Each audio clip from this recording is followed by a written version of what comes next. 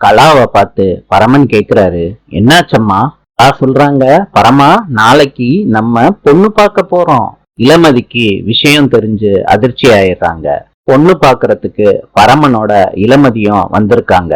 பொண்ணு காப்பி குடுக்கறாங்க பரமனுக்கு. கலா கேக்குறாங்க, என்ன பரமா, பொண்ணு உனக்கு பிடிச்சிருக்கா? பரமன் தலையாட்டிட்டு சிரிச்சுக்கிட்டே காப்பியை குடிக்கிறாரு.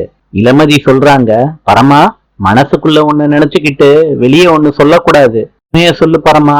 பரமன் அந்த பொண்ணை பார்த்து சொல்றாங்க, எனக்கு உங்களை ரொம்ப பிடிச்சிருக்கு.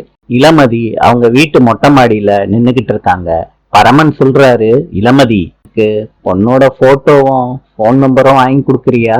இளமதி பரமன் சொன்னதை கேட்ட உடனே அந்த பொண்ணுக்கு போன் பண்றாங்க.